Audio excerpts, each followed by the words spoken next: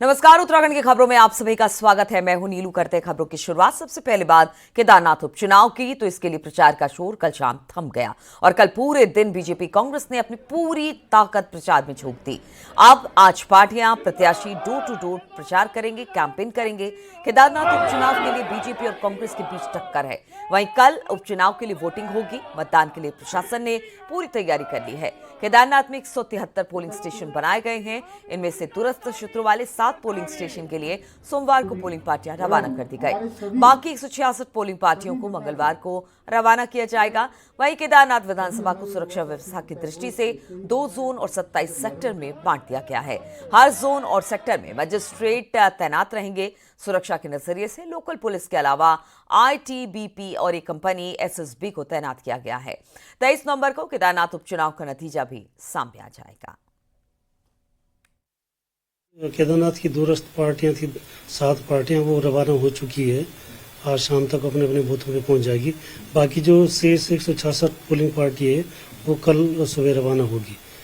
सुरक्षा की दृष्टि से पूरे केदारनाथ विधानसभा को 27 सेक्टर में बांटा गया है और भारत निर्वाचन आयोग से और आपका केंद्र सरकार से 3 कंपनी सीएपीएफ, आईटीबीपी और एसएसबी प्राप्त हुई, जो वहां पर डिप्लॉय कर दी गई है। और इसी पर बातचीत करने के लिए संदीप प्रसाद रुद्रप्रयाग से फोन लाइन पर हमारे साथ जुड़ गए हैं। संदीप, कल हमने देखा चुनाव प्रचार समाप्त हो गया कल शाम को, लेकिन उससे पहले जितनी भी पार्टियां, खास तौर पर क्योंकि कांग्रेस और बीजेपी में भी जबरदस्त टक्कर है, उन पार्टियों के नेताओं ने अपना पूरा दमखम उसमें झोंक दिया। अब कल चुनाव वोटिंग होनी है, इसके लिए अब किस तरह की तैयारी है और कल की बात भी जरा बताइए।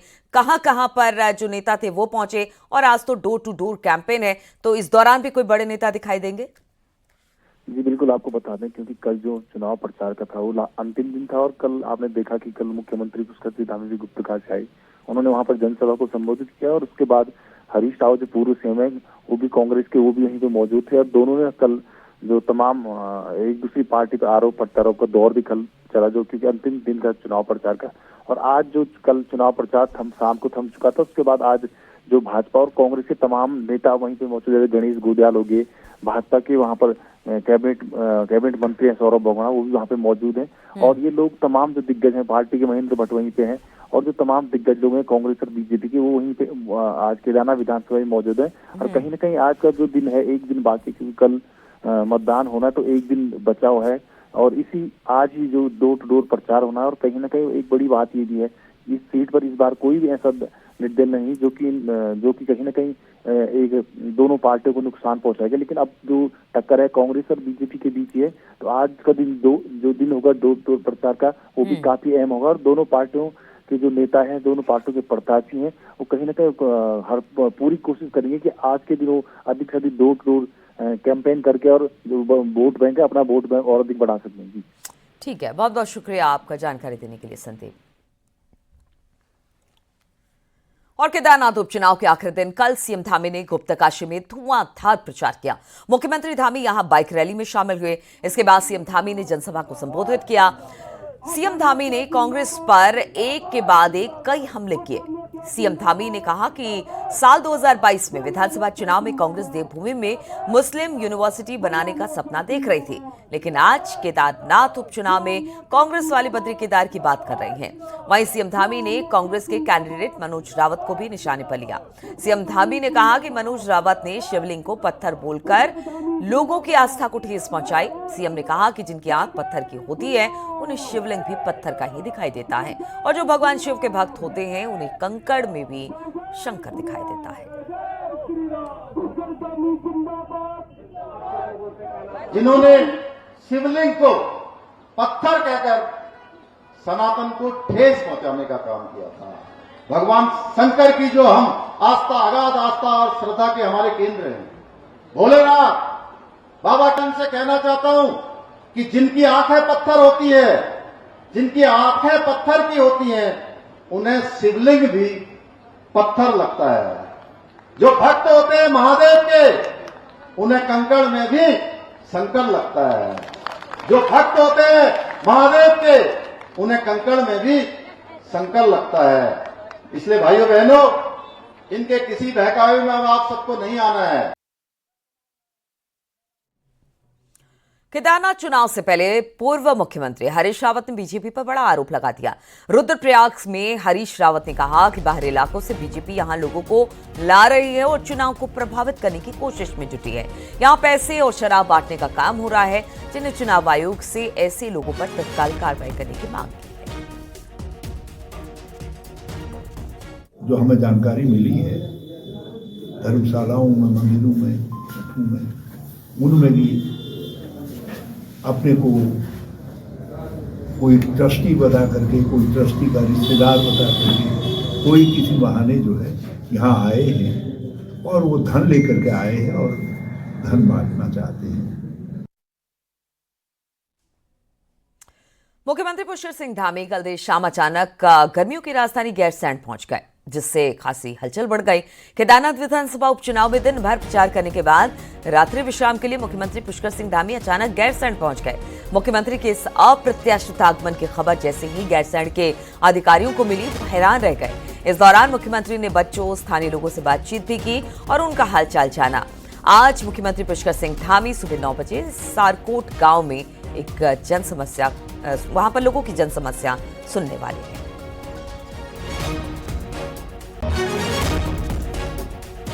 गैरसैंण अचानक मुख्यमंत्री पहुंच गए। कल उनका कार्यक्रम काफी हेक्टिक था। प्रचार उन्होंने किया तो ग्रीष्मकालीन राजधानी है गैरसैंण, लेकिन अचानक जब वहां पर पहुंचे तो अधिकारियों में हड़कंप मच गया। अधिकारी भी तुरंत वहां पर पहुंचे, लेकिन इस दौरान मुख्यमंत्री पुष्कर सिंह धामी लोगों से बातचीत करते हुए, बच्चों से बातचीत करते हुए जो स्थानीय लोग वहां थे दिखाई दिए।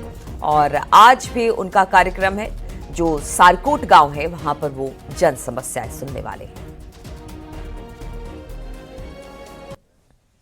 देहरादून से खबर आ रही है, जहां पर आज दून यूनिवर्सिटी में राष्ट्रीय कौशल और रोजगार सम्मेलन आयोजित किया जा रहा है। सीएम पुष्कर सिंह धामी सम्मेलन का उद्घाटन करेंगे। सुबह 11:30 बजे सीएम धामी सम्मेलन का उद्घाटन करने वाले हैं।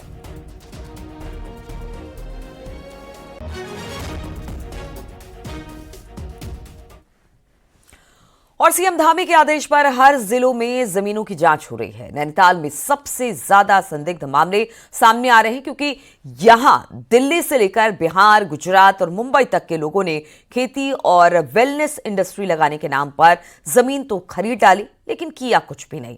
ऐसे 74 लोगों को डीएम की तरफ से नोटिस जारी हुआ है।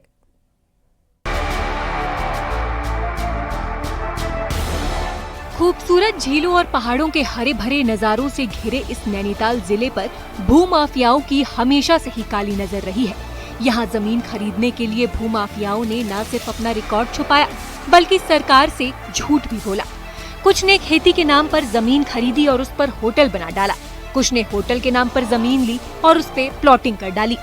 और कुछ लोगों ने तो तय सीमा से ज्यादा जमीन खरीदने के लिए अपनी पारिवारिक जानकारी ही छिपा डाली। जमीन खरीद के ऐसे 250 से ज्यादा मामले अभी तक सामने आ चुके हैं।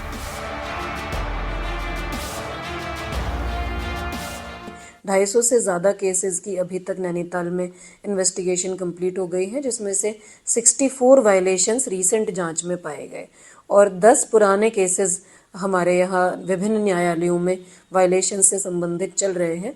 तो कुल मिलाकर 74 वायलेशंस अभी तक जो है वो पाए गए हैं, आइडेंटिफाई हुए हैं, जिनमें डिफरेंट कोर्ट्स के माध्यम से नोटिस भी संबंधितों को सर्व कर दिए गए हैं। जाहिर है, हरियाली से लेकर हिमालयन व्यू तक सब कुछ नैनीताल जिले में है। दिल्ली एनसीआर के भूमाफियाओं से बेहद नजदीकी भी नैनीताल पर भारी पड़ रही है। विशेषकर मुक्तेश्वर, नथुआ खान, रामगढ़, रामनगर, भीमताल, ज्योली कोट पर भूमाफियाओं का काला साया पड़ चुका है। खास बात यह है कि सरकारी कार्रवाई से बचने के लिए जमीन माफिया बड़ी चालाकी से अपनी चालें चल रहा है, लेकिन सरकार एक एक जमीन की लाइव फोटोग्राफी और जियो टैगिंग से इन मंसूबों पर पानी फेर रही है, ताकि जमीन का एक्चुअल स्टेटस पता लग सके और कानूनी दाव पेंचों का फायदा किसी भी अदालत से भूमाफिया को न मिल सके। फैमिली में अलग अलग नामों से 250 वर्ग मीटर करके बहुत बड़े पैचेस खरीदे गए हैं जो निर्धारित सीमा से ज़्यादा हैं।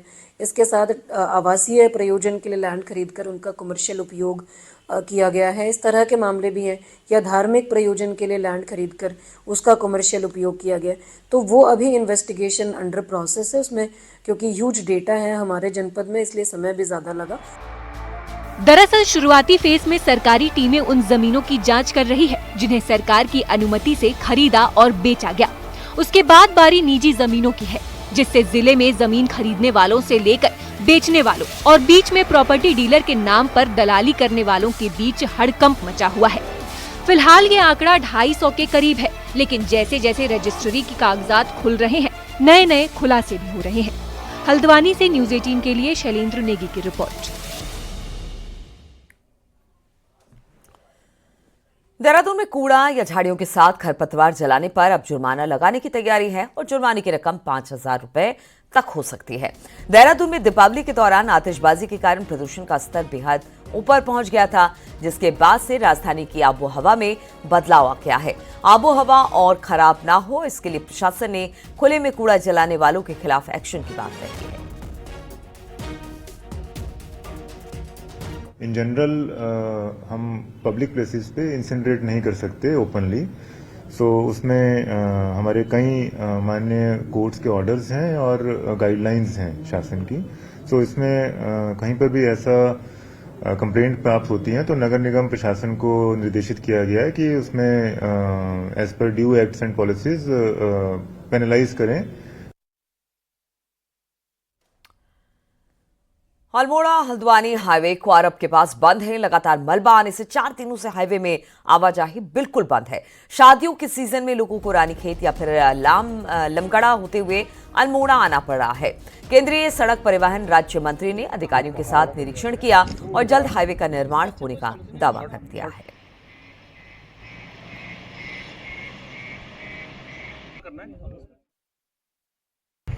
और इसलिए बहुत सारी महत्वाकांक्षी आज हमने इसके लिए क्या वैकल्पिक मार्ग हो सकते हैं, वो सारे वैकल्पिक मार्गों पे चर्चा हुई है, क्योंकि वैकल्पिक मार्ग भी बनते रहे और हमारा जो ये रोड का काम है वो रोड का काम भी तेज गति से चले।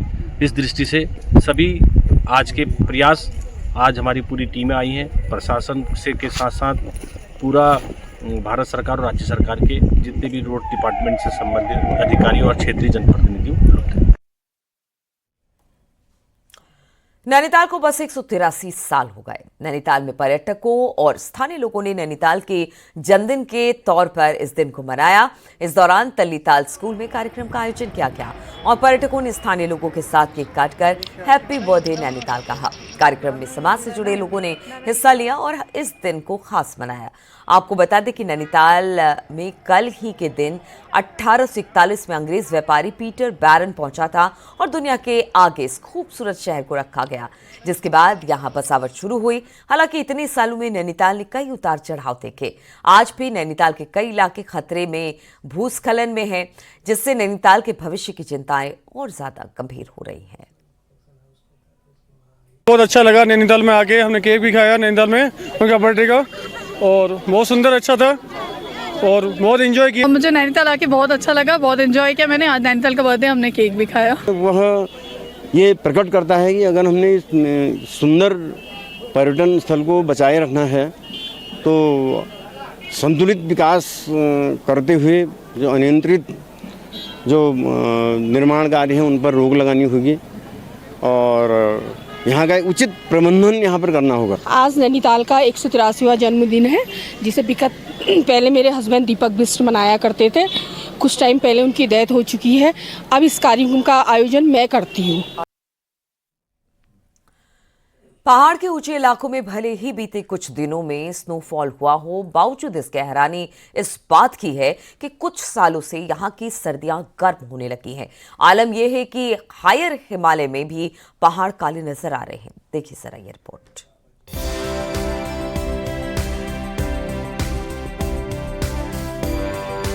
ग्लोबल वार्मिंग का असर कहें या कुछ और, पहाड़ का मौसम सर्दियों में बदला सा नजर आ रहा है।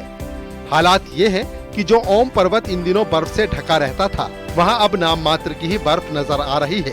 कुछ ऐसा ही हाल पूरे अपर हिमालय का है। ऊंचे इलाकों के ज्यादातर पहाड़ सूखे नजर आ रहे हैं। बारिश और बर्फबारी न होने की वजह से अपर हिमालय काला दिख रहा है, तो निचले इलाकों में पारा भी बीते सालों के मुकाबले चढ़ा है। पहाड़ के मौसम में ये तब्दीली साल दर साल बढ़ती ही जा रही है। नतीजा ये है कि लोगों को कई दिक्कतों से तो रूबरू होना ही पड़ रहा है। साथ ही बर्फबारी का पैटर्न बदलने से ग्लेशियरों पर भी असर पड़ रहा है। ओम पर्वत में जैसे स्थानीय लोगों ने यहाँ बताया कि पहले तक का, और मैंने भी चित्रों में देखा हुआ है, काफ़ी बर्फ से लगदग ये चोटी रहती थी, तो उतनी बर्फ मुझे दिखी नहीं। तो मुझे लगता है कि कहीं ना कहीं जो हमारा एक सामंजस्य बैठ नहीं पा रहा है पर्यटक का और पर्यटन का, तो इन दोनों में का सामंजस्य आपस में एक अच्छे तरीके से बैठे। मौसम के मिजाज में आए बदलाव से खेती तो बर्बाद हो ही रही है, साथ ही इसका असर बागवानी पर भी पड़ रहा है। यही नहीं, बारिश और बर्फबारी की बेरुखी पेयजल संकट को भी बुला रही है। बीते 3 सालों में पहाड़ के मौसम में काफी तब्दीली देखी गई है। इन सालों में नवंबर में रत्ती भर भी बारिश नहीं हुई है। मौसम की ये तब्दीली इंसानों के साथ ही पेड़ पौधों और जानवरों पर भारी पड़ सकती है। यही नहीं, हिमालय रेंज का बदलता मौसम मैदानी इलाकों में भी संकट ला सकता है। इस साल बर्फबारी कम हुई, बारिश कम हुई और इसके परिणाम बहुत ही नकारात्मक होने वाले हैं। एक तो ग्लेशियर का जो पिघलना होगा वो बहुत द्रुत गति से होने वाला है। बहुत जल्दी आप देखने, जैसे समर सीज़न शुरू होगा, गर्मियों का सीज़न शुरू होगा, उस समय देखना आप फ्लड आने शुरू हो जाएंगे। एक दूसरा, पानी की समस्या बनी रहेगी। पहाड़ के मौसम में आई इस तब्दीली की कई वजह हैं, लेकिन जिस तादाद में अपर हिमालय में इंसानी दखल बढ़ा है, उससे ग्लेशियरों पर सीधा खतरा मंडराने लगा है। यही नहीं, हायर हिमालय में हो रहे निर्माण कार्य भी आग में घी का काम कर रहे हैं। नतीजा ये कि हिमालय में आई तब्दीली अब पूरे उत्तर भारत को प्रभावित कर रही है। न्यूज़ 18 के लिए पिथौरागढ़ से विजयवर्धन उप्रेती की रिपोर्ट। पिथौरागढ़ में इन दिनों टेरिटोरियल आर्मी की भर्ती चल रही है और इस भर्ती में जाने के लिए सोमवार को उत्तर प्रदेश समेत कई राज्यों से हजारों युवा हल्द्वानी पहुंच गए। इससे बसों की व्यवस्था पूरी तरह से चरमरा गई। आनन फानन में प्रशासन ने बसों की संख्या और बसों की व्यवस्था की। 50 से ज्यादा बसों को हल्द्वानी से पिथौरागढ़ के लिए रवाना किया गया।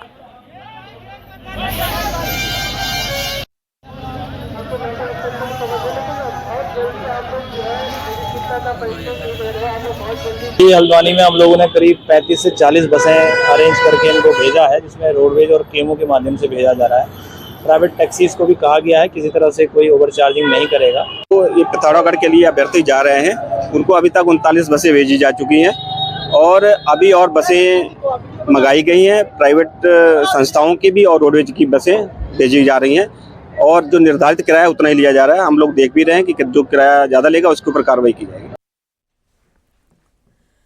भारतीय वायुसेना ने उत्तराखंड सरकार को लेटर लिखा है और अपना 213 करोड़ का बकाया तुरंत देने को कहा। मुख्य सचिव को भेजे गए लेटर में राज्य बनने से अब तक 91 बिलों का ब्यौरा भेज दिया गया है।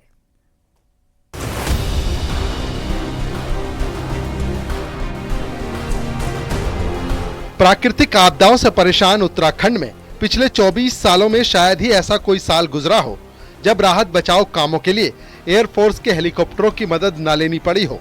अंदाजा आप इसी बात से लगा सकते हैं कि एयरफोर्स ने जो बकाया धनराशि के बिल भेजे हैं, उसमें 15 लाख के 2 बिल 9 नवंबर 2000 के हैं, यानी कि जिस दिन उत्तराखंड राज्य का गठन हुआ उसी दिन 15 लाख की उधारी हो गई थी। इसके अलावा 52 करोड़ 60 लाख के 12 बिल 2013 की आपदा के हैं। 3 करोड़ 20 लाख के बिल वन विभाग के हैं। वन विभाग ने 2021 और 2024 में जंगलों की आग बुझाने के लिए एयरफोर्स के हेलीकॉप्टरों की मदद ली थी। बीते सालों में एयरफोर्स वक्त वक्त पर राज्य सरकार को रिमाइंडर भेजता रहा, लेकिन उन पर ध्यान नहीं दिया गया। नतीजा, एयरफोर्स की उधारी अब 213 करोड़ रुपए से ज्यादा हो गई है।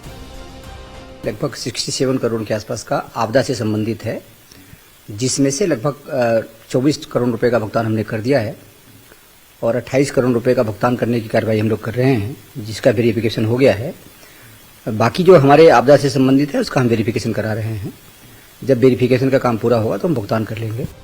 एक साथ 213 करोड़ के बिलों से राज्य सरकार भी सकते में है।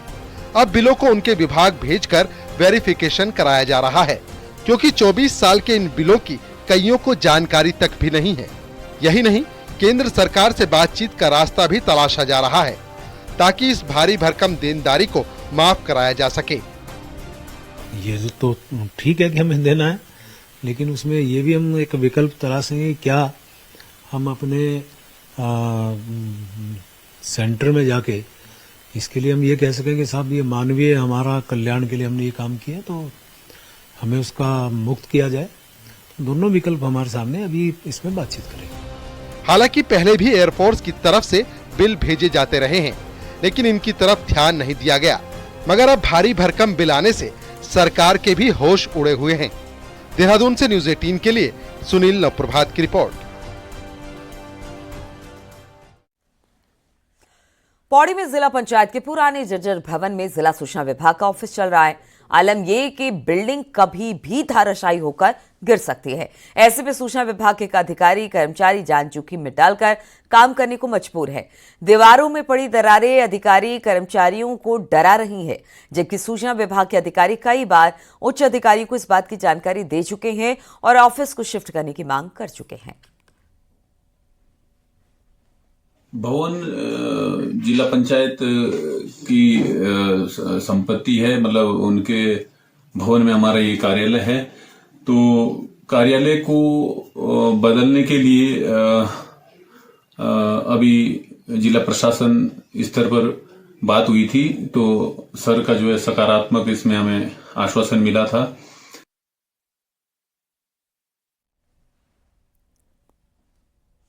बद्रीनाथ धाम के कपाट बंद होने के दूसरे दिन आदि गुरु शंकराचार्य की पावन गद्दी, कुबेर और उद्धव की मूर्ति पांडुकेश्वर पहुंचे, जहां भक्तों ने डोलियों का भव्य स्वागत किया। शीतकाल में अब पांडुकेश्वर में उद्धव और कुबेर की पूजा अर्चना होगी, जबकि मंगलवार को आदि गुरु शंकराचार्य की गद्दी जोशीमठ के नरसिंह मंदिर में विराजमान हो जाएगी और यहीं पर शीतकालीन पूजा अर्चना।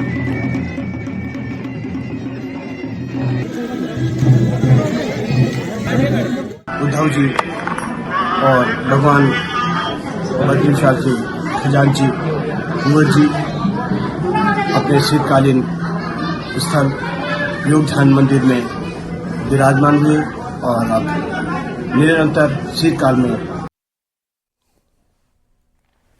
हरिद्वार के जगजीतपुर क्षेत्र में जंगली हाथियों के झुंड आने से लोगों में दहशत फैल गई। जगजीतपुरा के रिहायशी कॉलोनी में जंगली हाथियों का एक झुंड गलियों में घूमता हुआ बेफिक्र नजर आया। हाथियों के इस झुंड में एक बच्चे समेत कुल 7 हाथी थे। हालांकि इन हाथियों ने किसी को कोई नुकसान नहीं पहुंचाया। स्थानीय लोगों का कहना है कि इस क्षेत्र में आए दिन हाथी जंगल से निकलकर रिहायशी इलाकों में पहुंच जाते हैं, जिससे नुकसान का खतरा बना रहता है और वन विभाग को ठोस कदम इसमें उठाने चाहिए।